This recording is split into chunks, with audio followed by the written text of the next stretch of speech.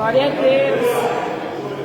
Era para nós estarmos aqui, acredito que no mês de dezembro, mas devido a outros compromissos, mas Deus permitiu estar com os irmãos unanimemente desse dia, junto a adorarmos a Deus. É sempre uma alegria ter o pastor da igreja, o servo de Deus, um apreço que Deus continue abençoando, em nome de Jesus. Bem como também eu estava observando o servo de Deus todo alinhadinho, né? Eita, glória! Um dia ou outro eu quero desse. Uma mesa do céu. Feliz e revelou que é sincero. Irmãos, Deus tem uma palavra endereçada para a sua vida. Eu notei aqui uma visão panorâmica e cheguei na conclusão que os irmãos estão felizes na presença de Deus. A Bíblia diz que a alegria do Senhor é a nossa força. Graças a Deus por isso. Aproveitando que os irmãos estão em pé, abra suas Bíblias por gentileza. Desejo compartilhar com os irmãos uma palavra que está registrada em Salmos, de número 60, verso de número 12. Salmo de número 60, verso de número 12. Aleluia.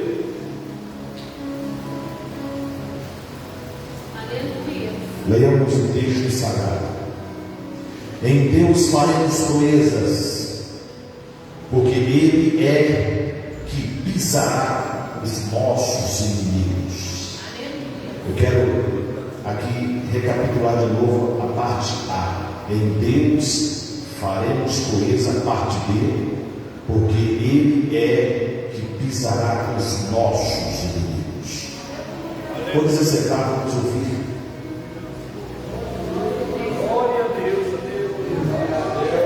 Meus irmãos, este texto sagrado, ele é maravilhoso, porque a parte A, o trecho que eu li, está falando em Deus faremos proezas. Entendemos que nós só conseguimos alguma coisa com Deus, com o nosso Deus em nossas vidas. O texto é claro, em Deus faremos proeza. É na presença de Deus que o milagre vai acontecer. É na presença de Deus que vidas serão libertas. É na presença de Deus que Deus fará fenômenos inacreditáveis na sua percepção. E a parte B conclui aonde a palavra que Deus colocou no meu coração, porque Ele é, pronome pessoal, que pisará os nossos inimigos. Então, nós não temos autonomia para desafiar o inimigo, porque quem dá esta autoridade é Deus. Porque o texto diz: Ele, o próprio Deus, pisará os nossos inimigos. Irmãos, há um texto que diz a Escritura que diz assim: e Ele pisará na cabeça de Satanás debaixo dos vossos pés. Deus nos dará esta autoridade. Se bem que aquele trecho é escatológico, mas não deixa de ser bíblia, é vindouro, mas isto vai acontecer. Entendemos que o termo aqui, pisará, nos dá uma palavra que eu quero compartilhar com os irmãos. E a palavra que Deus me deu, e desejo me deleitar com os distintos servos de Deus, é os vossos pés. Repetindo a temática, os vossos pés. Eu estava analisando nas escrituras, eu pude detectar alguns trechos bíblicos que falam dos pés, e através desta expressão dos pés, examinando o seu contexto, vamos encontrar algumas lições valiosas que desejo discorrer com os amados irmãos nesta noite. E a primeira lição que eu quero destacar é os pés para a liberdade. Isso está em Êxodo, capítulo 12, versículo de número 11, nos dá uma prova contundente acerca do que eu estou falando. Diz o trecho: assim, pois, o comereis os vossos lombos cingidos, e os vossos sapatos nos pés, e os vossos cajados na mão, e o comereis apressadamente. Esta é a Páscoa do Senhor. Isto fala de que o povo devia se preparar para sair da terra de Gósen, da terra da escravidão, para ir rumo à liberdade. Isto faz lembrar o que Jesus disse: Se o Filho do Homem vos libertar, verdadeiramente sereis livres. Em outras palavras, você não é mais escravo do pecado, você não é mais escravo do diabo, você não é escravo de ninguém, você é servo livre na presença de Deus. Isso me faz lembrar aqui de um homem chamado Eude. Eude, ele foi um juiz, ou melhor dizendo, ele foi um governador. E diz aqui em Juízes capítulo 3, versículo 15, o texto sagrado diz que ele era canhoto. Notem aqui, irmãos, Deus levantou um canhoto. Por que eu estou dando essa veemência sobre a expressão canhoto? Deus, quando quer usar, Ele não quer saber se você é canhoto, se você é zandoio, se você é baixinho, se você é alto, se você é bonito, se você é feio, se você é magro, se você é gordo. Quando Deus quer usar, Ele usa quem Ele quer, na hora que Ele quiser. E a Bíblia nos diz que aquele homem, que a qual era Eude dele, o texto sagrado nos diz que ele pegou uma espada, que ela tinha 2 gumes, ele escondeu dentro da sua roupa e foi até o rei Eglon, que era o Eglonita. E diz a Bíblia que o rei Eglon era um corpo. Ele chegou e disse assim: rei Eglon, eu tenho uma palavra de Deus para a tua vida. Ele disse: ah, é? Ele mandou todos saírem da sala.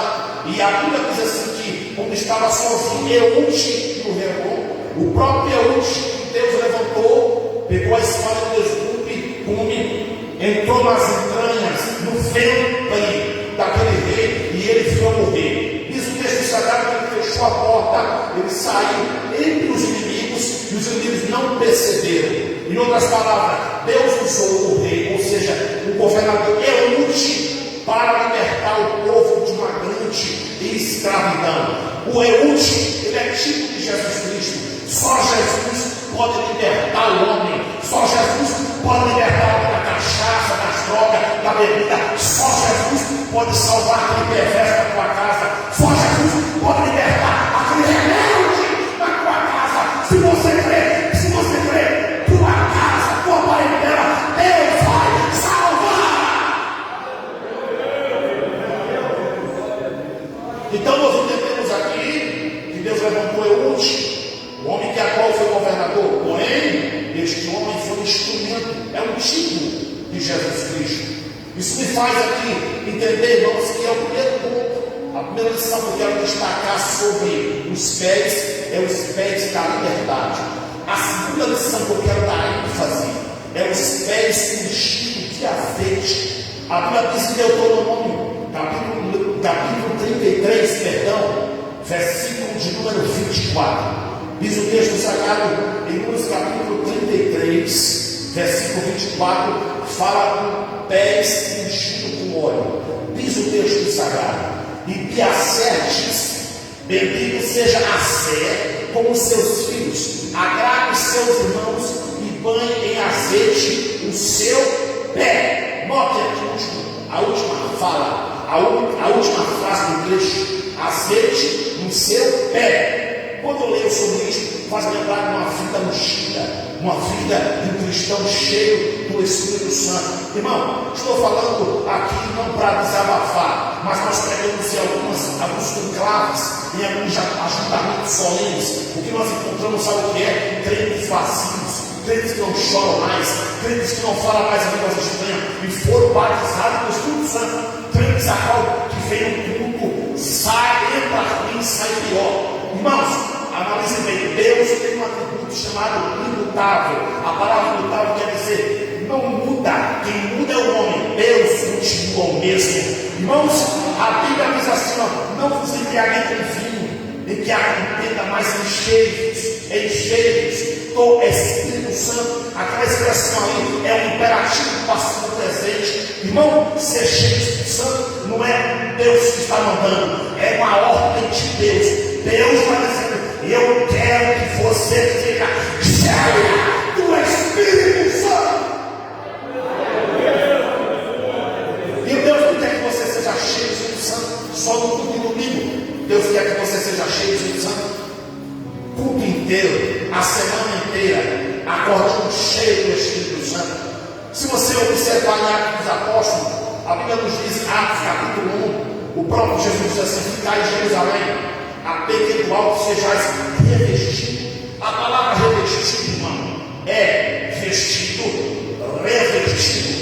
vestido, revestido. Vestido, a Bíblia fala da salvação. Isaías fala que nós temos a vestimenta da salvação. Agora, revestimento. Tem gente que é salvo, mas precisa ser cheio do Espírito Santo. Irmão, seja salvo, seja crente, mas busque os dons espirituais.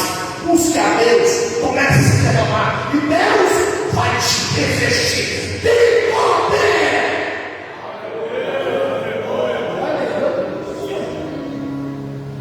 Daniel Beck, a vida, estava nos Estados Unidos, na Rua Sussa, e a história diz, Eclesiástica diz que eles estavam ali e houve um comentário que Deus estava batizando, houve um grande avivamento na Rua Sussa, e a história diz que o navio Daniel Beck foi até lá. Quando chegaram até lá, a história diz que Deus batizou eles com o Espírito Santo. E notem, naquela época havia catedrático, havia doutores de teologia, eles conheciam só conhecimentos bíblicos, mas não eram cheios do Espírito Santo. E alguns deles ficaram sabendo da fama, da repercussão que estava acontecendo. Eles foram até na Rua Sussa espionar para ver o que estava acontecendo. Quando chegou lá na Rua Sussa, sabe o que Deus fez? Deus também revestiu os doutores da palavra com o seu Espírito Santo. Quando Deus quer encher, pode ser analfabeto, pode ser leigo, pode ser doutor, pode ser cabelástico. Quando Deus quer encher, Ele enche quem Ele quiser. Não quero que você se ofenda o que eu vou dizer. Muitos cristãos, irmãos, estão vivendo uma vida de escassez. Escassez, no sentido de ser cheio do Espírito Santo. E a Bíblia nos diz acerca das 10 virgens, as 10 virgens que o texto sagrado diz, em Mateus capítulo 24, o texto sagrado diz ali que eram 5 prudentes e 5 loucas. Por que a Bíblia fala 5 loucas? Porque elas levaram as suas lamparinas sem azeite na vasilha. 5 prudentes, 5 lamparinas e azeite na vasilha. Analise bem, quando foi a meia-noite, segundo o texto diz, antes disso, elas adormeceram, as 10, só que 5 estavam preparadas com azeite, e outras 5 outras estavam despreparadas, vazia, sem azeite. Eu vou lhe dizer algo aqui nesta noite: crente vazio corre o risco de ficar num arrebatamento da igreja. E a Bíblia diz com muita clareza: quando foi a meia-noite, ouviu-se o clamor, e uma voz dizia assim: aí meu esposo, saí e ao encontro. No texto sagrado diz assim que as 5 pediam para as 5 outras pediam para poder dar-me do teu azeite, dar-me do teu azeite. E aquelas 5 prudentes: não vou dar meu azeite não, porque se eu der o azeite, vai faltar para mim. Irmão, se você buscar, Deus está dizendo, se você buscar a botija que a gente está aqui na igreja, é só se encher, é só se encher, é só se encher. Tem crente que nunca mais falou em línguas, tem crente que nunca mais chorou. Deus pode me encher hoje.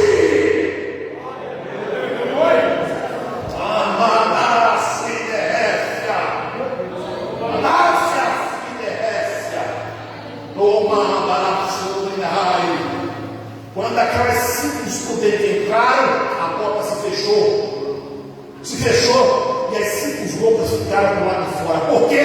Porque estavam sem azeite na vida, sem a graça, sem ser cheio do Espírito Santo. O que é que eu peço? O que é que me faça um conselho? O conselho é este: não seja um cristão vazio, procure ser um cristão dia a dia, cheio do Espírito Santo. Aleluia! Procure ser um cristão cheio, estupefato, saturado do Espírito Santo. Sai dessa vida louca, vazia, entra no oceano do Espírito. Mas eu quero dizer para os irmãos uma verdade: o Evangelho de Jesus foi predico acerca da vida do Espírito Santo em Atos, se reafirma esta verdade. Quando você vê ali no capítulo 2, os 12, quase 120 foram cheios do Espírito Santo. Quando você vai em Atos capítulo 4, o texto diz ali que mostrou-se o lugar e todos são cheios do Espírito Santo. Quando você vê lá em Atos, quando Pedro e João desceu até Samaria, a Bíblia fala que Pedro e João colocou as mãos sobre o povo samaritano e eles foram cheios do Espírito Santo. Quando você vê em Atos capítulo 9, Paulo estava lá, um homem perseguidor, um homem hostil, que não tinha dó em ninguém. A Bíblia fala que ele era extremamente zeloso pela lei. E o texto sagrado diz que ele ficou na casa de Ananias. A Bíblia fala que ele chegou, aliás, ficou na casa, Deus orientou Ananias para ir até Saulo.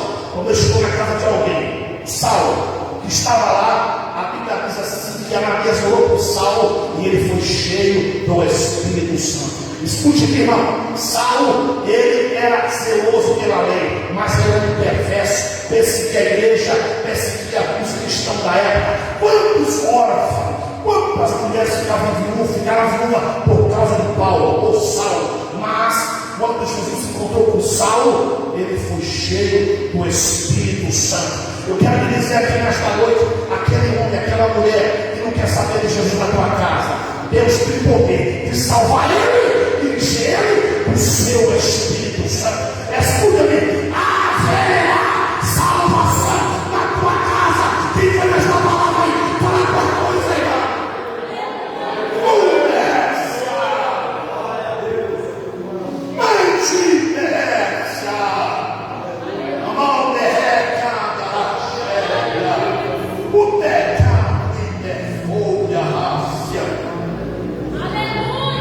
Aleluia. Sabe qual é a diferença dos homens que foram cheios do Santo no Antigo Testamento? A diferença é muito simples. O Espírito Santo só vinha para algumas pessoas, e quando vinha era aumentando. A Bíblia fala que o próprio Sansão, a Bíblia diz que o Espírito Santo vinha revestido de força, uma força descomunal, anormal, e depois voltava. A Bíblia fala que quando Davi foi ungido, o Espírito de Deus desceu sobre ele. Então, no Antigo Testamento, o Espírito Santo vinha esporadicamente em algumas pessoas distintas. Nós, no Novo Testamento, desfrutamos de um privilégio maior. O Espírito Santo, hoje, atualmente, ele vive em nós. Aleluia! Oh, mandará, eu estou sentindo a presença de Deus nesta palavra.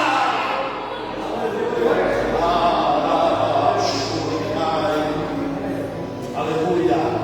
Irmãos, lendo sobre isto, falando sobre isto, os pés de azeite falam-nos claramente de uma vida cheia do Espírito Santo. Aqui não é simplesmente uma conversa de carochinha anedota. Irmãos, existem igrejas por aí, meu irmão, que dá uma impressão, dá uma sensação que parece que o Espírito Santo está do lado de fora. A concepção que é, a visão panorâmica que nós temos é essa. Em alguns lugares é até assustador. Certa vez um irmão que chegou na igreja para pregar, e de repente, quando ele estava pregando, com silêncio, nem glória, nem aleluia. A palavra aleluia quer dizer louvor. Quando você fala aleluia, quer dizer que você está louvando a Deus. Deus está esperando você hoje, está no livro. Aleluia. E aquele pregador chegou, pregou. O que ele ficou mais estarrecido, perplexo, atônito, é que quando ele estava pregando, ouviu-se glória lá no fundo, lá atrás. E a igreja olhou para trás, como se fosse uma coisa normal. Irmão, o poder de Deus não é algo anormal, tem que ser normal no culto. Quem que chega no Espírito Santo tem que ser normal no culto.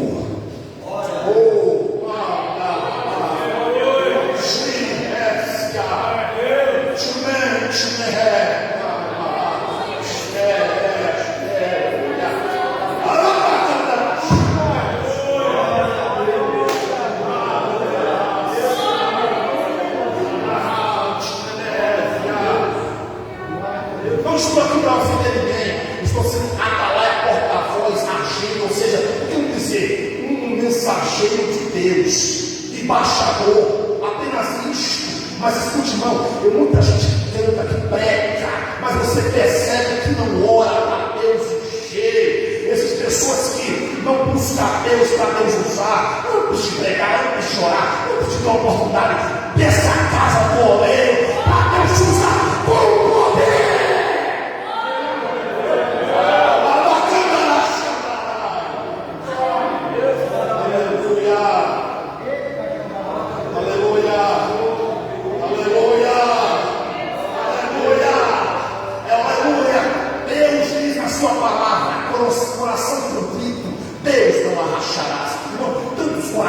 Parece, sabe o que? Rocha, não se quebra, mas eu conheço uma ferramenta que quebra coração de pedra, palavra de Deus. Ela é um martelo que se sacudeia. Se houver um coração aqui que não chora, a palavra de Deus, que é veículo místico, vai te quebrar hoje.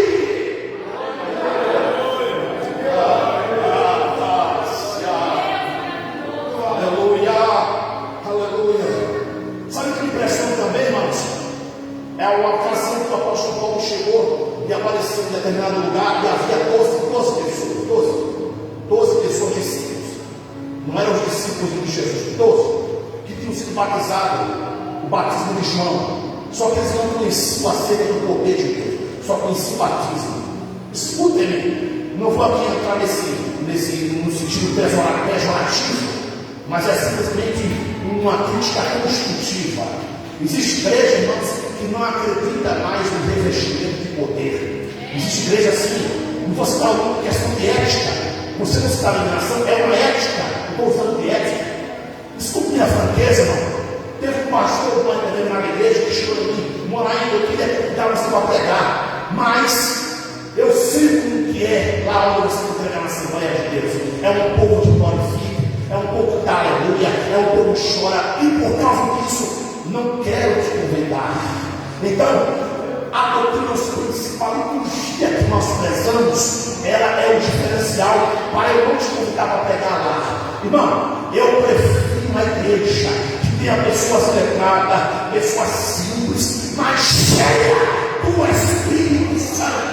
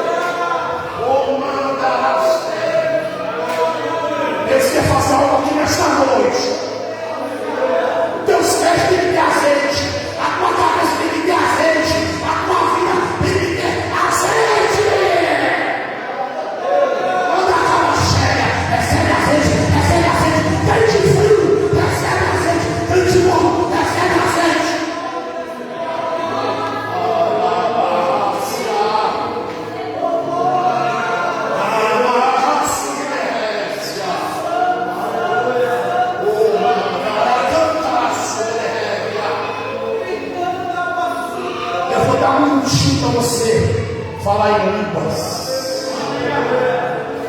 Começa a falar em línguas agora. Em nome de Jesus. Renova as estranhas. Renova ali atrás, vai ali atrás. Renova aqui nas irmãs. Oh, nós vamos enviar aqui com enviar, mas enchemos. Eita, Deus do mistério.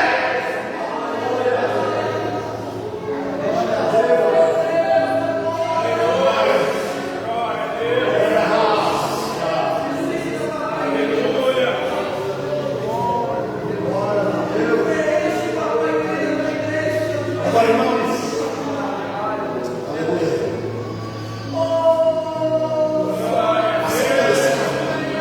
Eu estou dando esse pausa aqui porque Deus sabe.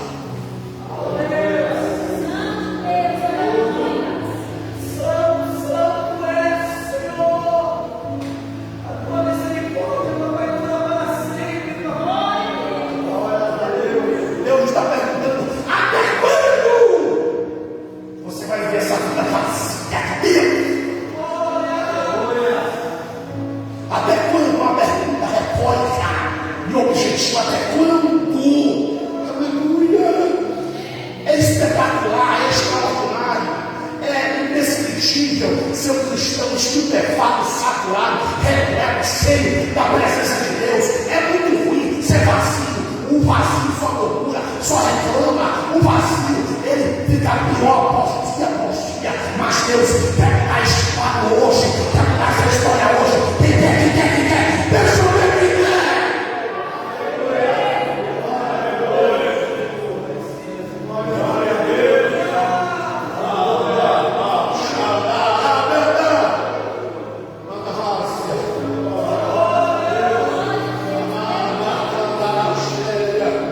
Já preguei, irmãos, já participei, já preguei em conclaves, em grandes eventos, pequenos eventos que Deus nos concede, de estar pregando assim, ó, e na proporção de estar pregando, Deus batizar com o Espírito Santo. Aleluia, aleluia, aleluia, aleluia. Deus executava, eu mesmo. O Deus que batizou no passado, batiza hoje, ele batiza amanhã. Eu não me conformo, eu não sei você, eu não me conformo ser um crente louco, fofo e maluco. Eu quero, é mais. Eu quero a frente.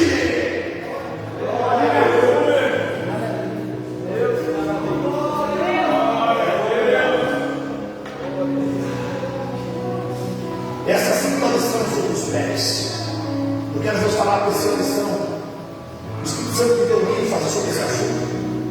Por isso eu me alonguei nesse ponto. Mas a terceira lição sobre os pés fala assim: os pés puro para a purificação, melhor dizendo. Abramos diz Êxodo capítulo 30, versículo 19 até o 20, faz alusão ali dos pés purificados, os pés limpos. Irmão, escute uma verdade. Abramos dizem com muita clareza que se nós estivermos na luz, como Ele na luz está, temos comunhão uns com os outros, e o sangue de Jesus, seu Filho, nos limpa, nos purifica, nos lava de todo pecado. A Bíblia fala em Zacarias, capítulo 3, registra ali o diabo do lado direito, acusando o sacerdote. E o sacerdote ali, que representava a nação de Israel, alguns registram que ele estava com uma mitra velha, roupa velha. Sabe o que significa ali? Simbolicamente, o pecado do povo de Israel. O pecado, ele faz o diabo nos apontar o dedo. O pecado faz o diabo nos acusar, porque ele é acusador. Talvez você não consiga se alegrar nesse culto, porque o diabo fica te apontando. Que é você não é digno de estar aqui, você não tem mérito disso. Era para você estar lá no montão, era para você estar no inferno. Mas escute, o inimigo, o arqui-inimigo de Deus, a tarefa dele é apontar você é errado, que você falhou, que você cometeu um deslize, que a sua reputação está queimada, destruída. Mas isso aí é um conceito diabólico. A Bíblia diz que um anjo desceu, colocou a mitra no sacerdote, colocou mitra nova, colocou roupa nova. Sabe o que quer dizer isso? O perdão de Deus à nação de Israel, a purificação divina. Não há pecado que seja confessado e abandonado, que Deus não perdoe. Não estou aqui para lhe apontar, mas estou aqui para dar o remédio. O sangue de Jesus, ele lava, ele limpa. Deus te dá o direito, através do sacrifício lá no pasto da cruz, o direito de você entrar aqui e poder adorar tranquilamente. Aleluia. Isso me faz lembrar, sabe o que, irmãos? Aquele episódio que Jesus, em João capítulo 13, versículo 5, o texto sagrado diz que João, ele estava registrando ele. Jesus pegou uma toalha. Olha só, irmão, eu fico admirado com Jesus, por quê? Porque além de ser Deus, sendo Deus, a Bíblia fala que ele aniquilou-se a si mesmo, tomou a forma de servo e fez-se semelhante aos homens. É o texto que diz na carta aos Filipenses. E a Bíblia fala que esse Deus não tem por usurpação ser igual a Deus, mas a tônica minha é que o próprio Deus, ele pegou a toalhinha e lavou os pés dos 12. É impressionante isso. Por que impressionante? Porque ele lavou os pés. Aí Pedro, não, senhor, não lava não. Pedro, se eu não te lavar, tu não tem parte de mim, Pedro. Eu tenho que te lavar. Sabe o que me assiste também, irmão? É Deus lavando os pés do discípulo. Pela lógica, quem tinha que lavar os pés de Jesus era o discípulo. Mas ele, sendo Deus, ele foi humilde, simples. Agora, o que me deixa mais basbatado, perplexo, irmão, é o dia de hoje. Tem pessoas aí que Deus não levantou muito ele já está se achando, ele já está se achando bam, ele já está querendo, sabe, querer ser melhor que qualquer um. Irmão, se Deus lavou os pés do discípulo, imagina nós, terráqueo, humano, seres humanos, criatura, Deus criador, lavou os pés, imagina você. Nós não temos motivo para se achar o rei da cocada. Nós não temos motivo de se achar o bambambam, a estrela da igreja. Não é eu, não é você. A estrela da igreja é Jesus de Nazaré. Ele que é a estrela, ele que é o centro das atenções. Estou ali, irmão, fala de purificação. É interessante, irmãos, que a Bíblia diz assim, de uma grande multidão que está escrito em Apocalipse, que perguntaram, de onde veio essa multidão? Essa multidão vieram da grande tribulação, e eles estavam com vestes brancas, que foi embranquecida pelo sangue do Cordeiro. Isto é lindo de ver, branco, sem mácula, sem mancha, foi purificado pelo sangue de Jesus. E a Bíblia diz assim, ó, Deus é aquele que lava. A palavra lava, não é um lava no passado, é um lava que continua lavando de maneira contínua e incessante. Bem-aventurado, original, feliz, aqueles que lavam a sua vestura no sangue do Cordeiro. Se você errou hoje, confessou, pediu perdão, ele te lava hoje. Se você fez hoje, pediu perdão, confessou, abandonou, ele te limpa hoje. Ele está preso. E a Bíblia diz assim: vós já estáis limpo pela palavra que eu vos tenho falado. Então, não tenha vergonha no culto, não fique intimidado no culto, fique tranquilo. Jesus já te perdoou. Jesus já te perdoou. Jesus já te purificou. Já te lavou.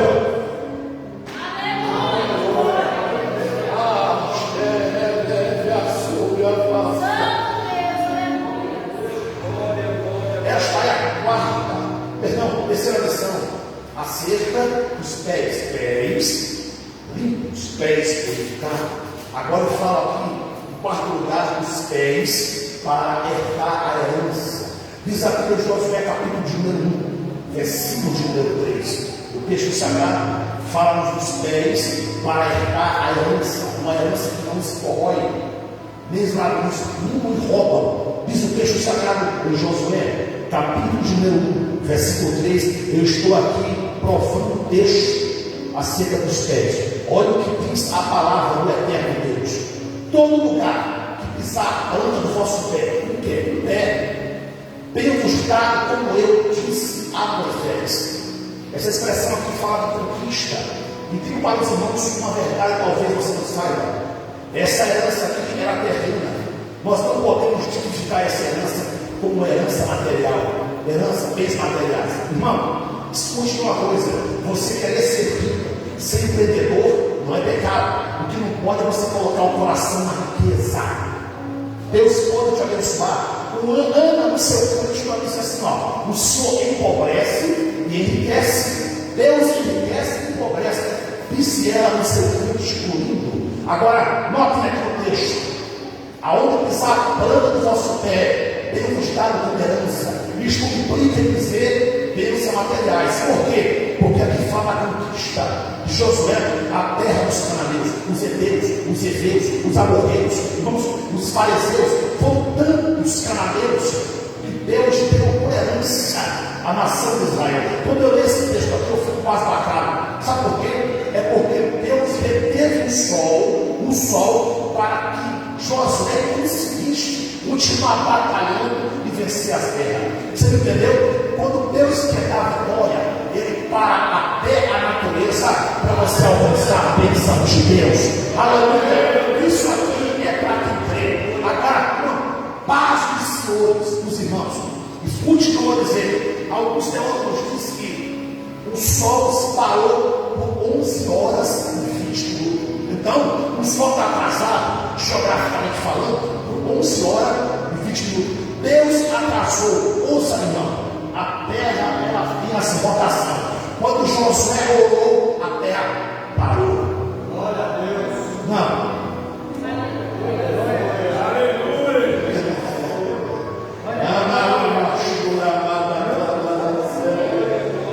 Deus parou a terra para abençoar uma nação.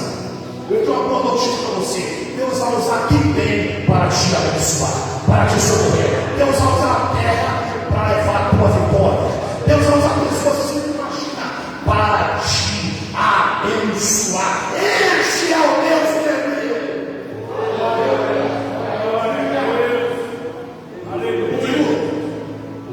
Me impressiona isso, me impressiona. Josué herdou herança. Só que o que mais me assusta, sabe o que é? É que Josué, mesmo ele herdando a herança, segundo os teólogos afirmam, ele morreu e não deu tempo ele conquistar toda a terra, porque ele morreu com 80 e poucos anos. Melhor dizendo, morreu aproximadamente mais de 100 anos. Com 80 anos ele começou a conquistar a terra, corrigindo. Então ele chegou a quase 120 anos para conquistar toda a terra. Só que mesmo ele, vivendo 80 até mais de 100 anos, ele não conquistou toda a terra. Isso implica dizer que ele morreu e não deu tempo de conquistar todas as bênçãos que Deus tinha para ele e a nação. Mas a Bíblia fala que para Caleb, que era companheiro de Josué, o texto sagrado diz que Deus deu para Caleb duas bênçãos: bênção de fontes superiores e bênção de fontes inferiores. Está lá no texto sagrado. O que quer dizer isso? Fontes superiores, bênçãos espirituais. O que é fontes inferiores? Bênçãos materiais. Irmão, a prioridade do crente é bênçãos espirituais. A segunda opção é as bênçãos materiais. Irmão, estamos vivendo uma época que os crentes estão muito materialistas. Hoje só é cifra, dinheiro, ganhar dinheiro. Isso é bom, é ótimo. Só que a prioridade é vida espiritual. Aleluia. Porque, irmão, se você priorizar a sua vida espiritual, as demais coisas Deus vai acrescentar. Pode ser, por exemplo, eu fiquei 4 anos desempregado. Depois comecei a trabalhar. E hoje eu tenho uma casa que é minha. Aquele 4 anos que eu fiquei desempregado, na concepção humana foi atraso. Não foi atraso, foi bênção de Deus. Através desses 4 anos que eu fiquei desempregado, foi o período que eu orei a Deus, busquei a Deus. Foi a época que Deus me batizou com o Espírito Santo. Foi a época que eu mais orei. Então, 4 anos desempregado não foi atraso de vida, foi benefícios espirituais. Primeiro, as fontes superiores, as inferiores. Quando a porta se abriu, Deus começou a suprir as minhas necessidades. Primeiro busque as coisas de Deus, irmão, e as demais coisas vos serão acrescentadas.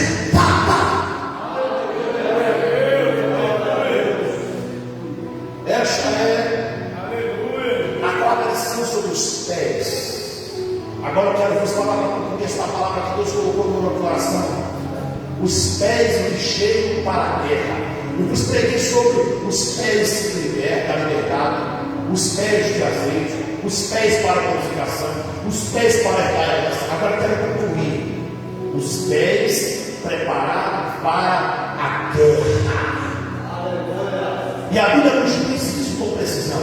Segundo o livro de Samuel, capítulo 2, versículo 18, nos dá uma prova contundente acerca disso. Segundo o livro de Samuel, vou fazer questão de ler.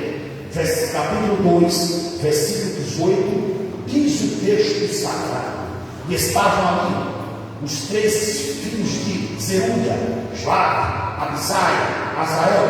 E Azael era lixeiro dos pés, ou de pés,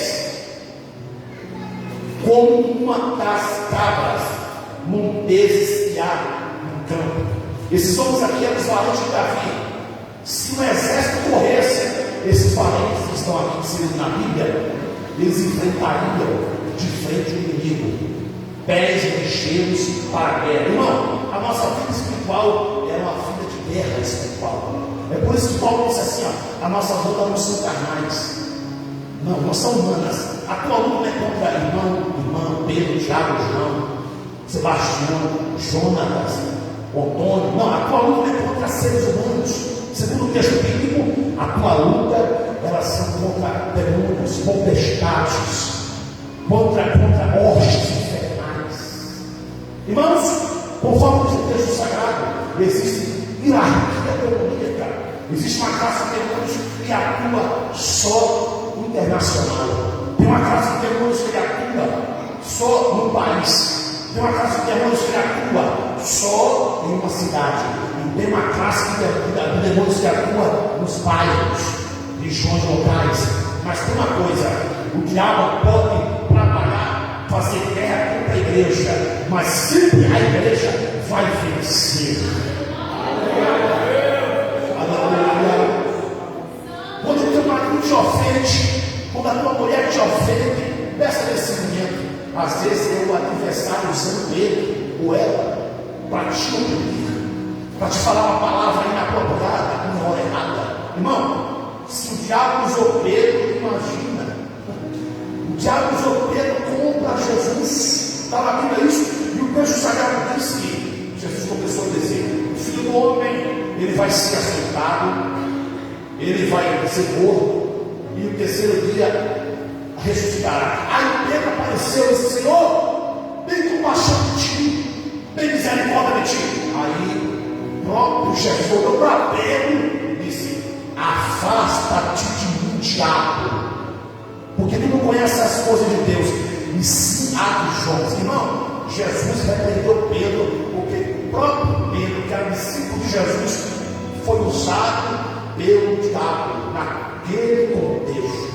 Em outras palavras, vigia, irmão, vigia, irmão, vigia na tua casa, vigia com a tua família, porque o diabo pode usar a tua boca, e o diabo pode fazer que um copo d'água transforme uma grande tempestade no teu lar. Mas eu tenho uma boa notícia para os irmãos. Meu Pai, aquietai-vos e sabei que eu sou Deus. Serei exaltado entre as nações, serei exaltado. O Deus de Jacó é o nosso refúgio. Deus porta a lança e queima os carros no fogo. Esta peleja não peleja que pelejar. Deus está pelejando por tua causa.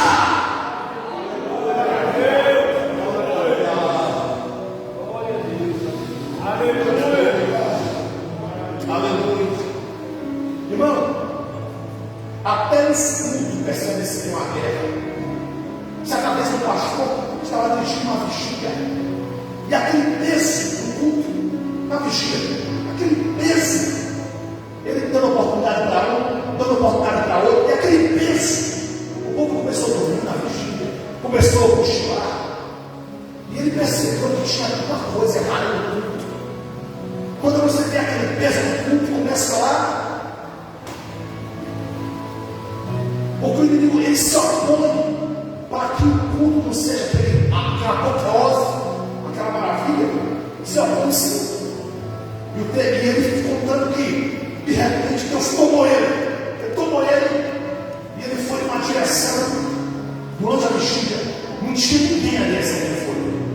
E ele falou que, segundo ele apontava o braço assim, falava em língua estranha, apontava o braço, falava em mistério.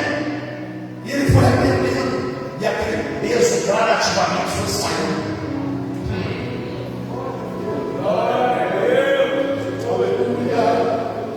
Aquele peso foi se afastando. Quer culto cheio de poder? Tem que orar.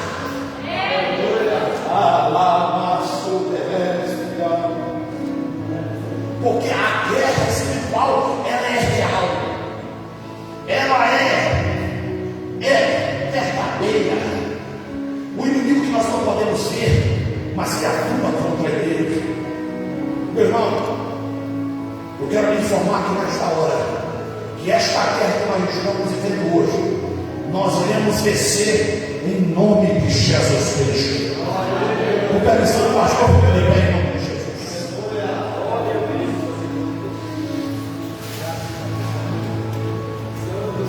Os vossos pés, chegou a hora.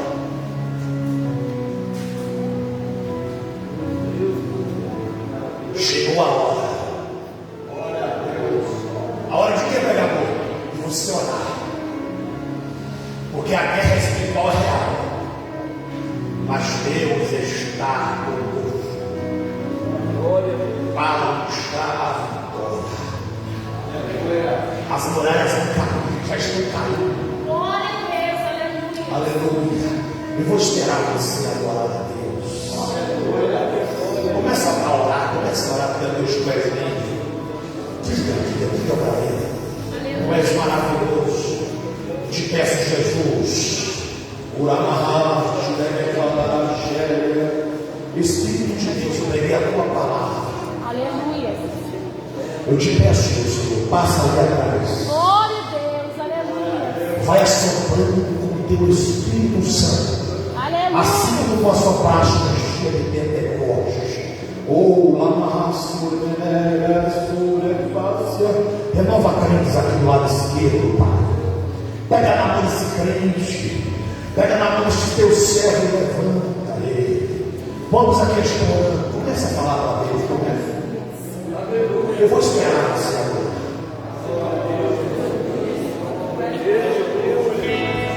Fala com ele. Fala com ele. Na medida que você ora, Deus renovando as tuas forças.